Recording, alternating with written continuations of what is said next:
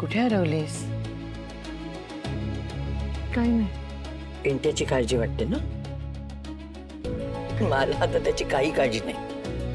म्हणजे अगं म्हणजे एवढी वर्ष मला काळजी होती की माझ्यानंतर पिंट्याचं काय होईल, पण आता मात्र मला त्याची अजिबात काळजी नाही. कारण तू आहेस ना, प्रेमळ, काळजी घेणारी, माणसं जोडणारी. त्याच्यामुळे मला तर त्याची अजिबात काळजी नाही. अगं त्याला अशीच जोडीदार हवी होती आणि तू मिळालीस ना. आता मी डोळे मिटायला मोकळी. आजी, हे असं काहीतरी बोलत जाऊ नका तुम्ही. अगं पण त्यात चुकीचं काय आहे? झालंच की वय माझं. म्हणजे अजून किती दिवस राहिलेत सांग? असं काही नाहीये. हा असा विचारच आणायचा नाही मनात. अजून खूप खूप जगायचंय तुम्हाला.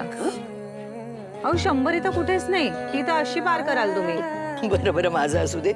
तू ना आधी जाऊन पिंट्याशी बोल. बोल तुझ्या नवऱ्याशी. नाराज आहे तो. हो ग बाई, करीन 100 पार. जाता जा लवकर.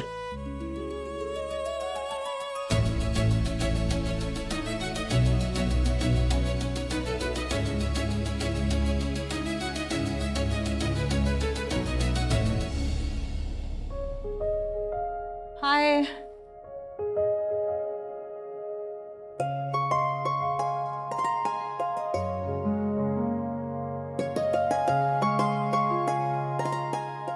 हॅलो.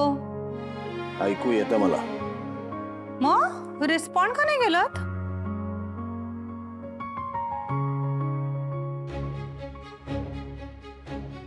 काय मी तुम्हाला हाय म्हणाले. ऐकलं? मी सांगितलं. मी काय केलं? ऐकलं तुम्ही? हो म्हणजे मी ऐकते. काय ऐकलं? मी सगळंच ऐकते. तुम्ही ना नात्यांची व्हॅल्यू करायला पाहिजे होती. म्हणजे मी नात्यांची व्हॅल्यू करत नाही? आपलं कोण परक कोण हे तुम्हाला कळायला पाहिजे. म्हणजे तुम्हाला असं म्हणायचं मला ते कळत नाही? कळतं तुम्हाला? नाही कळत का? माहित नाही. हे बघा मला नीट कळतं. फक्त तुमची आपली आणि परक्यांची व्याख्या आणि माझी आपली आणि परक्यांची व्याख्या वेगळी असू शकते. म्हणजे तुम्ही त्यांना भेटायला गेलात याचा पश्चाताप नाही होता तुम्हाला? मला पश्चाताप का व्हायला हवा? तो असता तर परक्यांना जवळ केलं नसतं तुम्ही. परकी? अच्छा म्हणजे रक्ताची नसली म्हणून जोडलेली नाती परकी होऊन जातात? रक्ताची नाती ही रक्ताची असतात.